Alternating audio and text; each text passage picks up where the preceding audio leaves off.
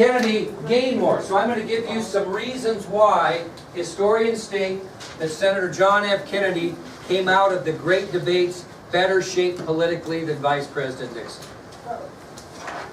And I'm going to show you some examples of this today too. Show us? Can you watch the video? Mike?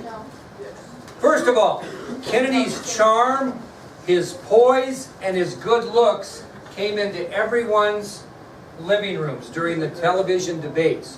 So, yep, this is one of the examples of why historians believe Senator Kennedy came out of the great debates in better shape politically than Nixon. He actually looked better. His charm, his poise, his looks, good looks. He's a good-looking guy. Yeah, he is. Okay? And they came into everyone's home during television. How many people had really not ever seen John F. Kennedy prior to the debates? Millions. But they saw him on television. And he had great charm, he had great poise, and he was a good-looking fellow.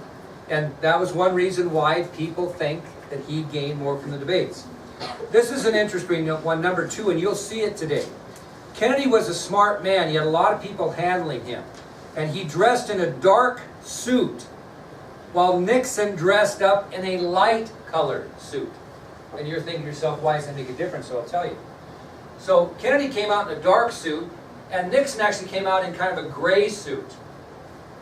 Well, the background of the television was gray, and Nixon kind of blended into the background. It almost looked at times like you were just seeing maybe a face.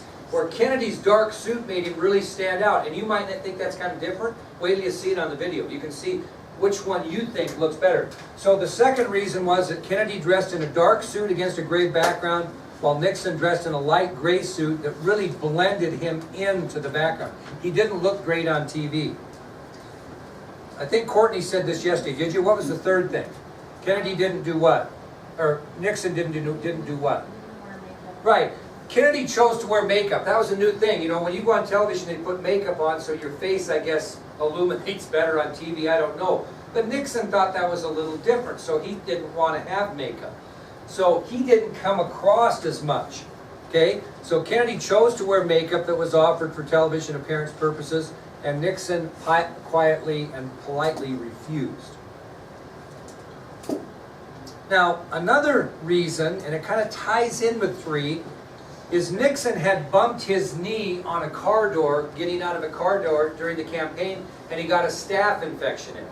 So he wasn't feeling real well, and he was kind of pale anyway. So you take the fact that he didn't put any makeup on, he's wearing a light-colored suit against a light background, and he's not feeling very well, all added to a poor appearance on TV. So the fourth reason was that Vice President Nixon was recovering from a staph infection after he bumped his knee on a car during the campaign. And during the debates, he looked very pale. And he actually, you'll see this, he was sweating. You can see kind of the sweat on his lips and stuff. And he just, all this made people have a different viewpoint of him, because a lot of people hadn't seen him either. All these people are seeing these candidates on television for the first time. The fifth specific example of why historians believe Kennedy came out of the debates better politically than Nixon is Kennedy handled the questions very well, which undercut his lack of experience in youth. He looked much older. He answered the questions so much more maturely and older than maybe people thought he would. He handled these questions very well. He didn't show any nervousness, no pressure compared to Nixon. And it really kind of undercut the criticism of his age and his inexperience. He really came off very, very well. And the sixth one is kind of the one that you'll hear more about. Kennedy showed a really good sense of humor or wit that Americans simply fell in love with. He showed a very good sense of humor. He had a very good wit about him, and Americans in time will fall in love with that. And they referred to Kennedy's sense of humor in history as the Kennedy wit. Okay? Very, very famous thing about it. He had a great wit about it. Now, I'm going to give you an example, and this is 2016, so you're not going to fall over dying. Wit is not humor. Wit is kind of get you smiling and think, oh, that's kind of good. Isn't your belly rolling, laughing like a joke? But here's an example. He was on the campaign trail one time, and he was in the Midwest where there's a lot of dairy farming going on. And so He gets introduced, he steps up before the greeting audience. It's kind of a brisk, cold day in the Midwest dairy country. And he says, quote, "As the cow said to the farmer, thanks for the nice warm hand on such a cold morning." Dairy farming, right? Get it? Okay? Not a belly laugh, but he just had that way about him. Okay? Now, I'm going to tell you a story. Kennedy became so famous for his wit, an author by the name of Bill Adler, actually wrote a book called The Kennedy Wit. Okay, he was a journalist, and these aren't hilarious. He said in Akron, Ohio in September of 1960, "I want to thank that band. One more chorus of Anchors Away, and we will just float this building right out." He just had a wit about him. After he was president, he talked in Houston, and he was getting a lot of heat about the money that NASA was spending on the space program, which we'll get into. And he said, people complained about how much it was costing. He said something to the effect of, you'll see it later, he said, NASA will send out the biggest payload, is what he meant to say, and he said NASA will send out the largest payroll. And it was kind of a deal like, uh-oh, because, we're already honest about spending so much money on this, and then he just catches himself and smiles and said, well, it will be the largest payroll too. Just made kind of fun of himself. George W. Bush was pretty good at that. He'd say something that wasn't quite right, and he'd stop and smile and just kind of correct himself. Well, this Kennedy Wit was an incredibly big bestseller.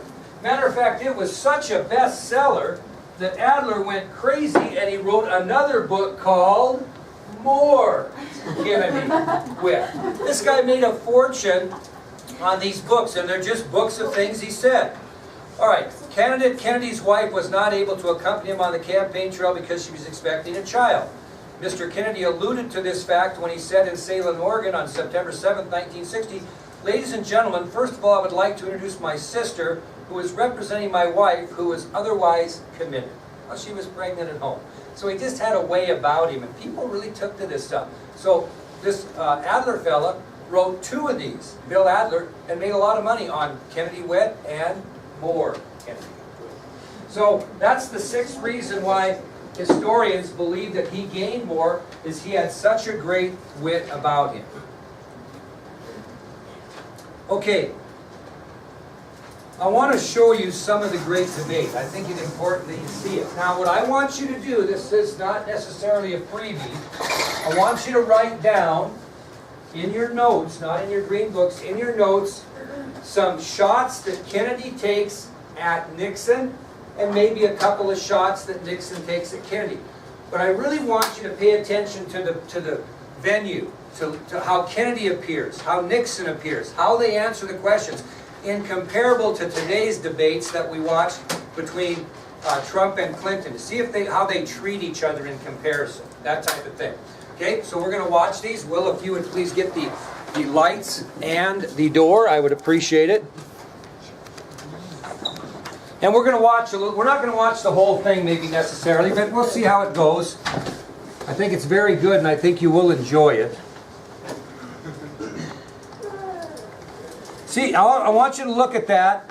Those things I told you, some criticisms that were possibly made either way. Go ahead. And then I want you to maybe put down a couple examples of what you think might be Kennedy wit. Okay?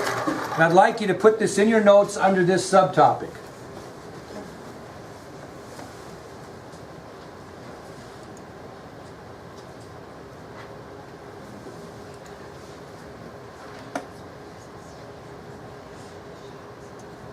What's a great smile, Rose?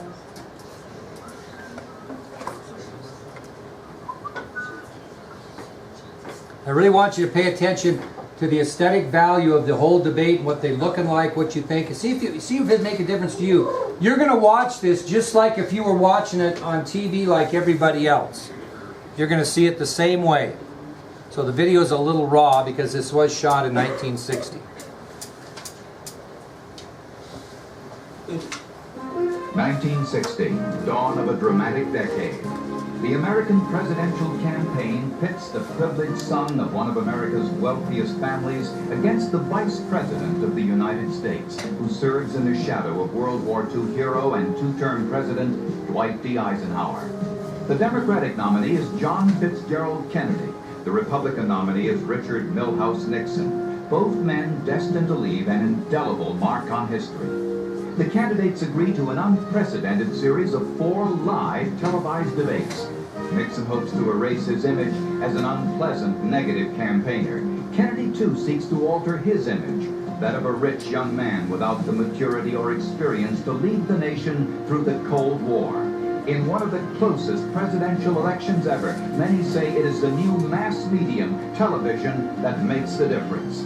This is the story of the great debates, of the historic challenge never before possible of 2 candidates face-to-face live on nationwide television. Through it all, ABC News was there. Watch now the original ABC News broadcasts of a great TV news story, The Great Debates, John F. Kennedy versus Richard M. Nixon. From ABC News, great TV news stories, with ABC News correspondents Edward P. Morgan and Quincy Howe, participating correspondents from the major broadcast news organizations, and the worldwide resources of ABC News.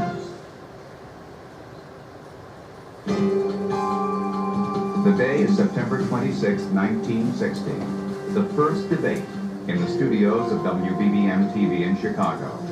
Vice President Nixon has lost weight, the result of strenuous campaigning and a recent hospital stay for treatment of a badly infected knee, injured when Nixon bangs into a car door. Arriving at the television studio for the debate, Nixon again bangs his knee in a car door. An advisor applies a coating of lazy shade to lighten Nixon's dark beard stubble. Kennedy changes from a white shirt to a pale blue shirt to reduce glare in his televised image. 8:30 p.m. Chicago time. 70 million Americans tune in to watch the first televised presidential debate in United States history. Good evening. The television and radio stations of the United States and their affiliated stations are proud to provide facilities for a discussion of issues in the current political campaign by the 2 major candidates for the presidency. The candidates need no introduction. The Republican candidate, Vice President Richard M. Nixon, and the Democratic candidate, Senator John F. Kennedy. According to rules set by the candidates themselves, each man shall make an opening statement of approximately 8 minutes duration and a closing statement of approximately 3 minutes duration. In between, the candidates will answer or comment upon answers to questions put by a panel of correspondents.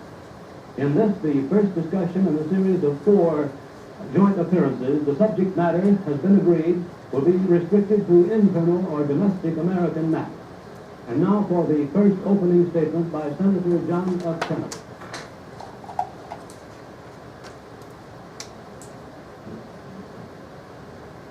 In the election of 1860, Abraham Lincoln said the question was whether this nation could exist half slave or half free.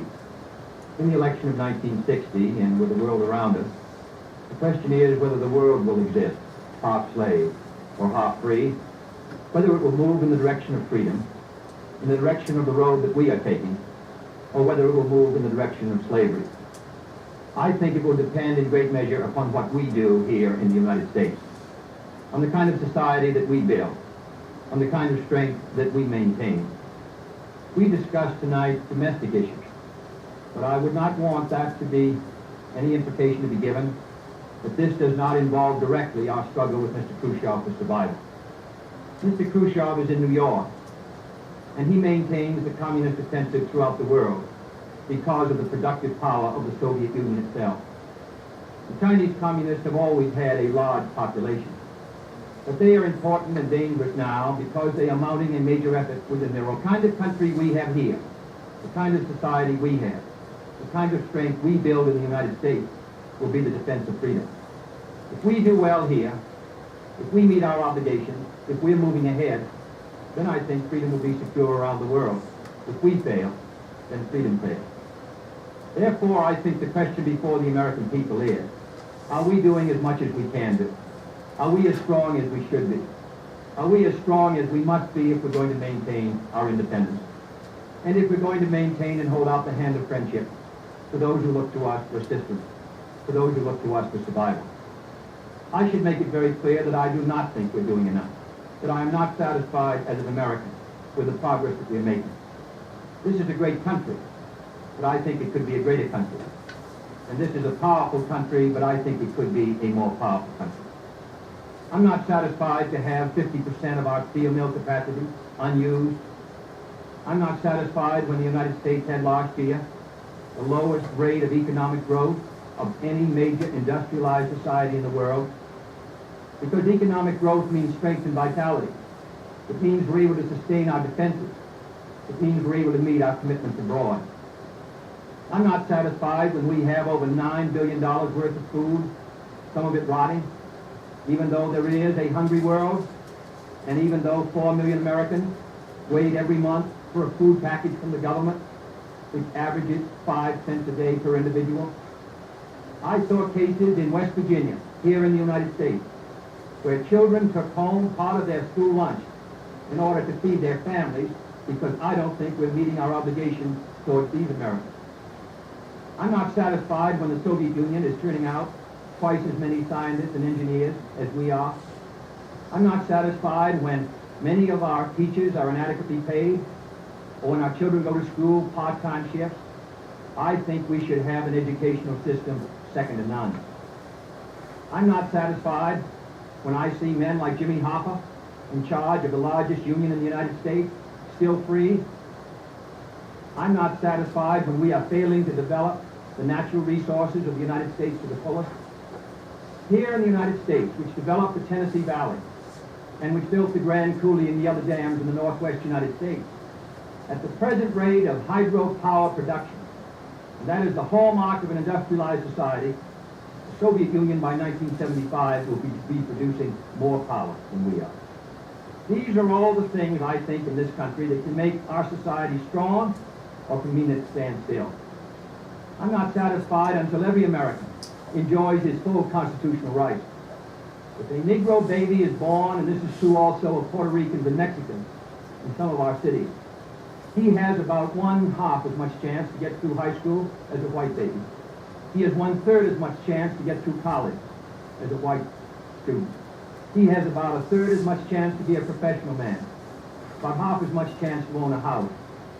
He has about 4 times as much chance that he'll be out of work in his life as the white baby. I think we can do better. I don't want the talent of any American to go to waste. I know that there are those who say that we want to turn everything over to the government. I don't at all. I want the individuals to meet their responsibilities. And I want the states to meet their responsibilities. But I think there is also a national responsibility. The argument has been used against every piece of social legislation in the last 25 years. The people of the United States individually could not have developed the Tennessee Valley. Collectively, they could have. A cotton farmer in Georgia, or a peanut farmer, or a dairy farmer in Wisconsin or Minnesota, he cannot protect himself against the forces of supply and demand in the marketplace. But working together in effective governmental programs, he can do so. 17 million Americans who live over 65 on an average Social Security check of about $78 a month. They're not able to sustain themselves individually, but they can sustain themselves through the Social Security system. I don't believe in big government, but I believe in effective governmental action. And I think that's the only way that the United States is going to maintain its freedom. It's the only way that we're going to move ahead. I think we can do a better job. I think we're going to have to do a better job if we are going to meet the responsibilities which time and events have placed upon us. We cannot turn the job over to anyone else. If the United States fails, then the whole cause of freedom fails. And I think it depends in great measure on what we do here in this country. The reason Franklin Roosevelt was a good neighbor in Latin America was because he was a good neighbor in the United States. Because they felt that the American society was moving again. I want us to recapture that image. I want people in Latin America and Africa and Asia to start to look to America, to see how we're doing things, to wonder what the President of the United States is doing, and not to look at Khrushchev or look at the Chinese communists. That is the obligation upon our generation, In 1933, Franklin Roosevelt said in his inaugural that this generation of Americans has a rendezvous with destiny. I think our generation of Americans has the same rendezvous. The question now is, can freedom be maintained under the most severe attack it has ever known? I think it can be. And I think in the final analysis it depends upon what we do here. I think it's time America started moving again. And now the opening statement by Vice President Richard M. Nixon. Senator Kennedy. The things that Senator Kennedy has said, many of us can agree with.